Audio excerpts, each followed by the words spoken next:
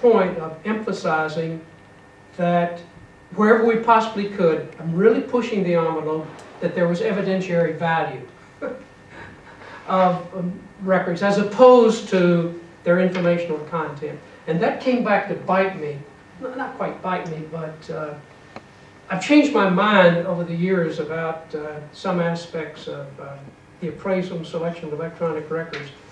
And the people, or some of the people whom I recruited and who filled out or fleshed out the appraisal process, especially Tom Brown, who's a guy who knows this, who was one of my students at Oklahoma State University.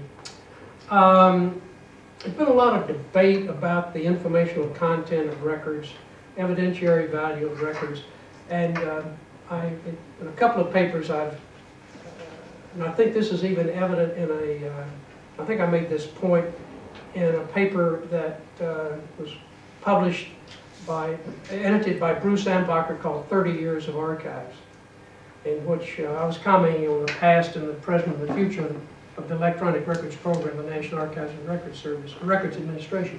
In any case, Tom pointed out to me that he said, I can quote to you, I don't know how many times, how many appraisal reports in. I said, I can quote you those appraisal reports where you signed off on saying that the evidentiary value of the records is such and such. And I said, of course, Tom, but we all knew what we were doing. At least I knew what I was doing. We were making the case for these hard-headed people in the paper world of the archives that they constituted evidentiary value. But the real value of them was in their informational content. Anyway, that was one thing that developed. But the other thing that I really want to point out that has immediate relevance for digital preservation today is that one of the set of records that we brought into the National Archives was from the Department of Defense. And these were records that were created during the Vietnam War, roughly about 1962, 63 through about 1972 or 73. And these records were created in a proprietary format owned by IBM. It was called, the overall system was a very, very long name, but essentially it was called National Information Processing System. That was our NIPS. And these records came to us in the NIPS format, and one of the points I made earlier about making sure that material is readable, we're going to bring it into the National Archives. These records we felt were so important that we had to, we call them, convert them or de-NIPS them, take them out of a NIPS format, and have them simply as ASCII, just a string of ASCII data without having the unprintable report generation characters or attributes that were assigned to various fields. So we de-NIPSed a number of these files and maintained them and protected them over the years. In the late 1990s, late 1990s, let me back up and say that there were two kinds of records out of that became very important. First of all, the U.S. Department of Defense developed a program trying to control the infiltration of North Vietnamese troops, or Viet Cong, into South Vietnam, was to defoliate this wide swath of land, about 30 miles wide. The notion was that we kill everything that's there, it'll be difficult for people to make their way through. Another instance of incomplete thinking on the part of the Department of Defense. In any case, this was a project called Operation Ranch Hand, and they did use Agent Orange, Agent Blue, and Agent White, highly carcinogenic materials, and a number of veterans subsequently were developed reactions that could be attributed, I think especially to Agent Orange. And the problem was this, that these big aircraft flew, or they plotted courses. They were supposed to fly where they were supposed to start the dropping the defoliant and where they were supposed to stop, or their supply was exhausted. They're supposed to be plotting that, and they had all these map coordinates. We also had movements, and this is where potential linkage illustrates the point I wanted to make earlier. We also had daily or weekly troop movements, U.S. troop movements, that also had map coordinates, Cartesian map coordinates. So the notion was that you ought to be able to link where troops were with where the defoliant was dropped, or near where there might be American troops, or where there might be there a few weeks later. The only problem with all that is that we discovered later that the pilots or the crews did not always follow the map coordinates for a variety of reasons. Enemy fire, Viet Cong fire, whatever. So they sometimes got in and out and did not follow the planned dropping of the defoliant. But in any case, we did have the names of or the ID numbers of a number of veterans, soldiers, who were associated with the loading and the dropping of the defoliant. And so the Veterans Administration was able to subsequently use this data to document, in fact, that a number of veterans had been exposed to this Agent Orange. But what I find more compelling is that during this war, the United States, as you know, illegally bombed parts of Thailand that were near the border of North Vietnam. And then again, this was a case where the bomb runs, or the sortie runs as they were called, there were map coordinates laid out about where bombs were to be dropped. And we had all of that information, all these sortie runs, and it described the type of ordnance used. Was it a 100-pound bomb, a 500-pound bomb? Was it a fragmentation bomb? Was it this? And of course, after the war was over and relative peace returned to this area, over the years, that area of Thailand, which was always agricultural, was being farmed again. And what was happening is that farmers would be plowing in a field, and an unexploited piece of ordnance would be there, and there'd be a striking, there'd be an explosion, there'd be somebody killed, maimed, whatever. Children sometimes would be playing in some of the jungle area, and there was in fact instances where there were pieces of ordnance hanging in a bunch of vines. Children might be playing near them, and the rustling of the shaking of the vines led to the detonation of the ordnance. So a researcher knew about the records at the National Archives and said, well, we can link these map coordinates to these various runs. We can take a handheld GPS, we can be on the ground and taking the printout, or these records about where the bomb run started and where it stopped, we can map exactly where those bombs were dropped. And we can begin a carefully phased plan of, with the experts removing ordnance in that area. So they started doing this, and they discovered they couldn't find the ordnance. They said, well, what's going on? So what they discovered was that those data fields that identified the map coordinates were wrong. They were inaccurate. As the people who were, I was not involved in the program, but I was a long time away, 20 years late after that, but it happened on my watch, so to speak. What we learned was that the data we had and the documentation we had did not indicate that the way some data fields were collapsed. So they had inaccurate map coordinates. And so the National Archives had these records for 20 years that were absolutely wrong, at least about the location of those coordinates. The good news is this, and this is the important thing about digital preservation today, I think, is that Ross Cameron, another person I recruited, who had always been in charge of this, had retained the original NIPS files. Now, they were not on 7-track tape, they were now on 3480 tapes. But the original bit stream, Seamus, the original bit stream that existed at the time the records were created, or they came into the custody of the National Archives, that bit stream had been kept alive, renewing every 10 years. The point of this is that we did not convert, we did a form of migration, and we were coding. We were writing code to transform or migrate the NIPS data into another format that was software and hardware independent. We created a problem, not realizing it. We thought we were doing a good thing and the right thing.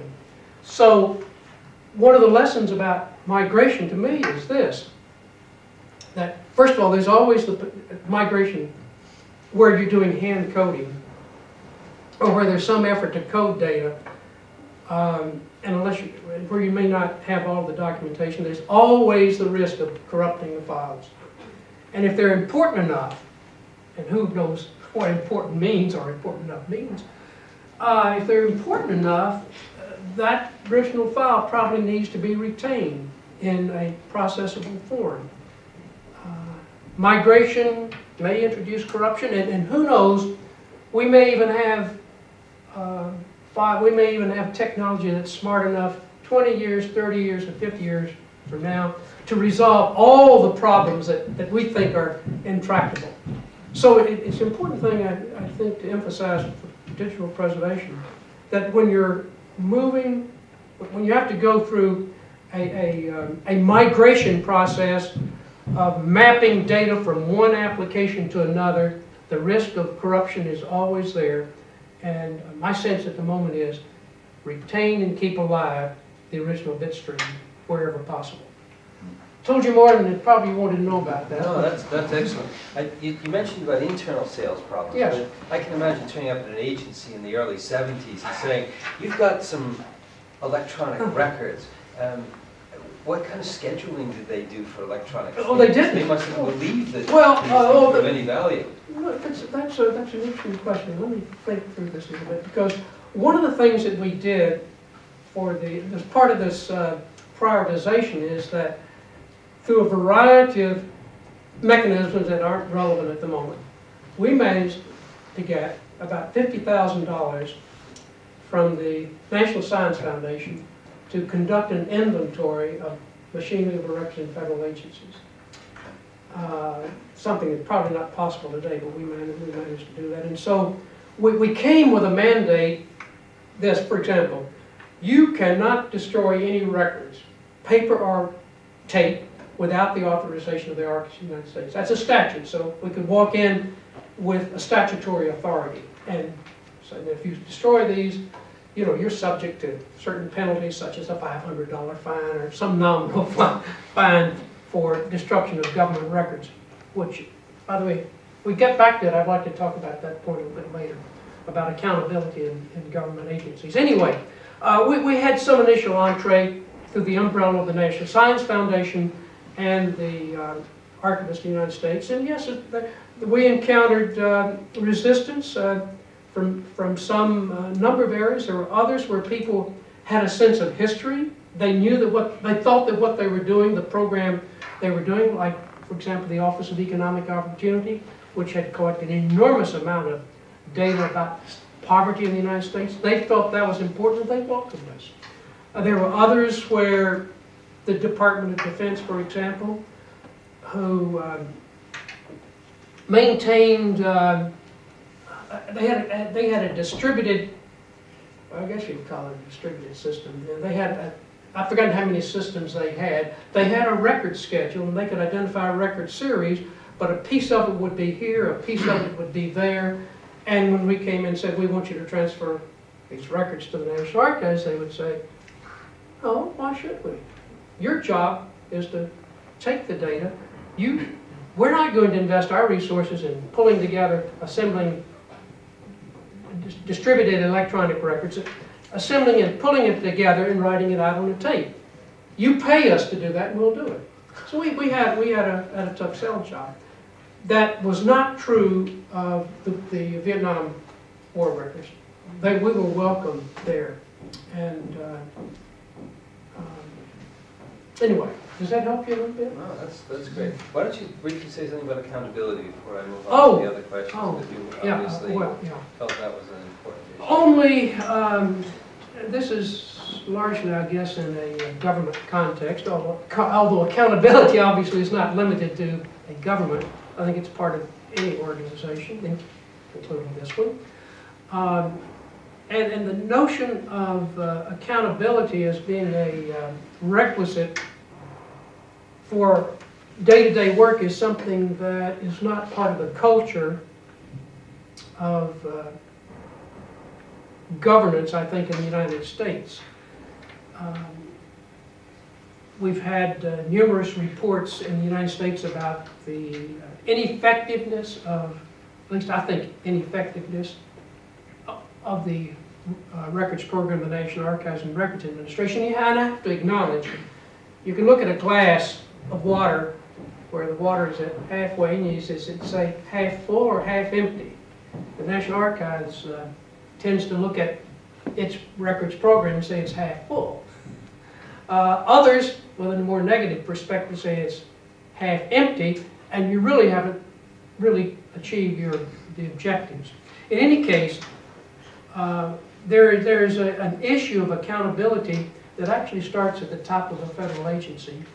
And in the current e-governance initiative that the Bush administration that actually began in the year 2000, there is an emphasis on accountability, but it's not an accountability that's driven from the top down. It's sort of like saying, okay, you guys are down here who are doing the day-to-day work, you're accountable. You need to do things properly. But no training, good training is provided to people with regard to how they manage records or how the agency manages records. And there is a tendency on the part of many federal agencies, heads of federal agencies, to view records management, electronic records management, as not necessarily essential to program activities, and so it gets sloughed off to some extent over time.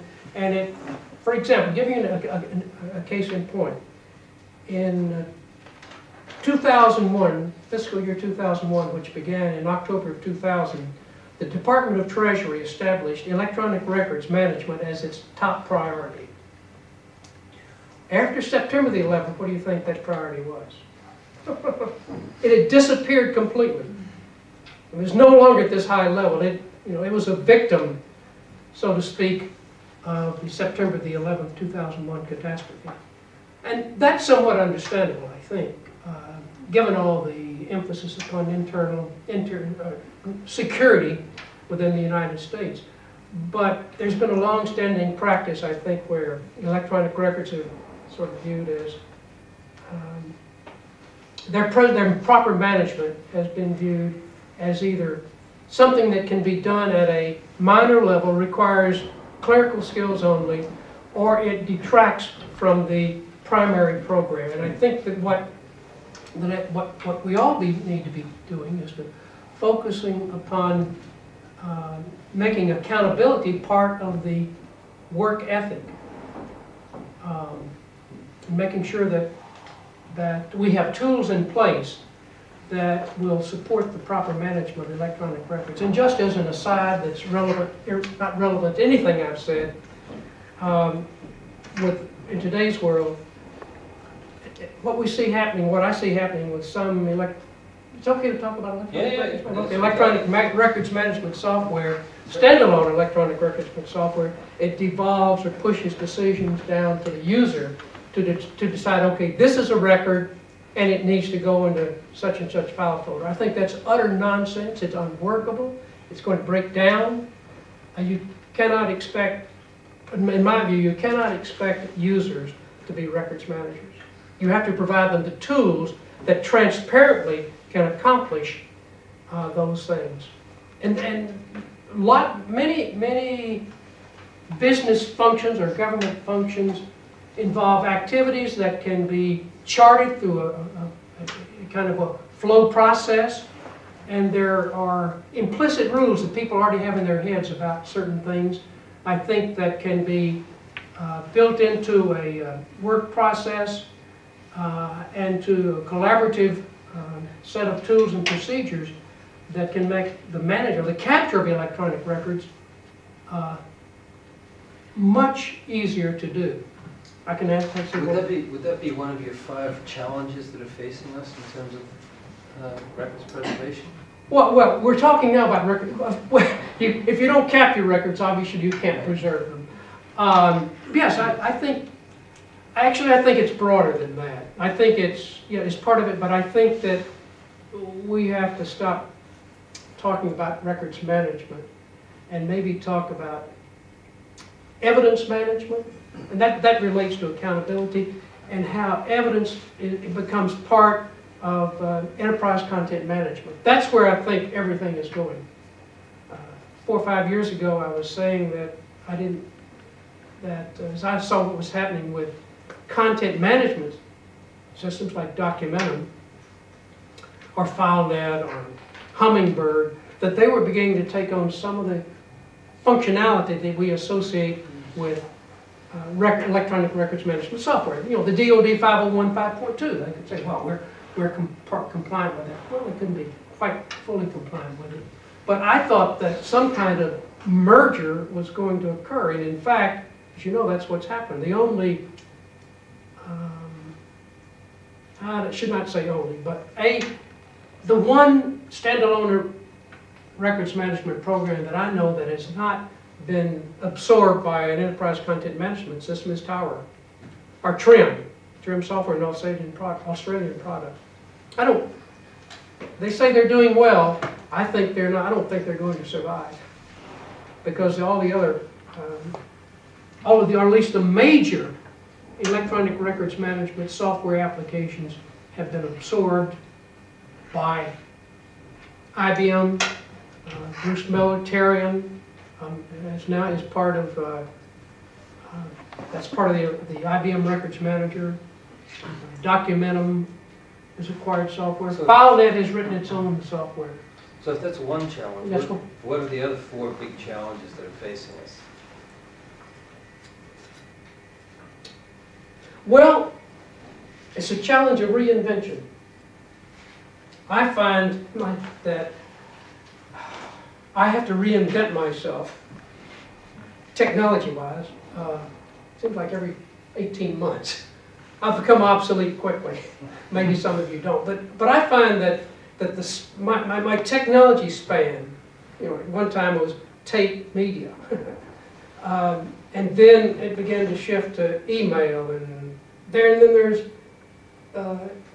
instant mail messaging, and now we have content management system, and now we have PKI, digital signature technology, and then there are other things that are out there that are interoperability across content management systems. There's it's not a standard, but it's a protocol JRS 170 that presumably, once it's in place, is going to establish the functional requirements for interoperability amongst a wide number of content management systems. So continuing professional development is a real problem for people. Well, I can't say for all people. It's a heck of a problem for me. If it's a problem for you, I'm sure it's a problem for all of us. But you know, then there are also some niche things. I think that digital signature technology is an area that's going to be around with us for a long time. And it's all part of providing security for electronic records. I just saw in my email this morning something that's relevant, I think, to security. And I'm taking off on another tack, and it's part of digital preservation, I guess. A posting was sent to me that was dated, I think, last Thursday or Friday. I was in London last week. And it was an announcement, tell me if any of you saw this, that the National Archives and Records Administration has numerous documents have disappeared from the National Archives and Records Administration. Did anybody see this? I hope it's not a spoof. I hope it's not. But in any, well, maybe I hope that it is, because it talks about, let's see, presidential pardons that have disappeared. A portrait of Franklin Roosevelt has disappeared. They think that may have been thrown away by accident, according to this report. The wide variety of records. There are maybe 20,000 records that it's claimed have disappeared. And I find that somewhat ironic in that the National Archives and Records Administration, and I expect this is true of every other archival institution, prides itself on saying, we protect the records in our custody. We have a chain of custody. From the time the records come in, we know what happens to them. We protect them from corruption, loss, and the like. This appears to be a gap in the armor. It happened to the National Archives about 10 years ago, too. Now, what does all this mean? It means this, that if an archival or any trusted repository claims that it can protect records in its custody, paper records, which even though they're voluminous, in some ways their security can be protected with the use of video cameras and things like that.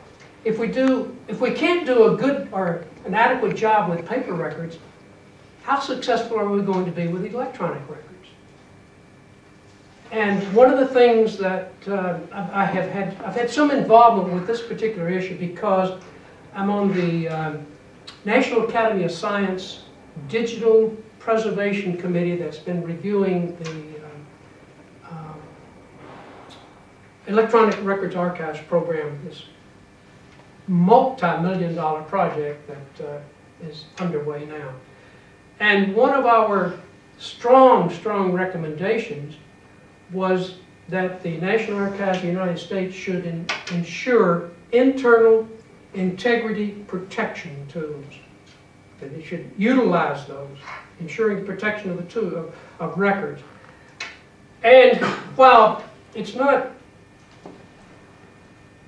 well, with the electronic records, we know we can have multiple copies, and we can have them geographically dispersed. And so if you lose one copy, so what? That's not a big deal. We have at least maybe one or perhaps two other copies. But one of the problems is that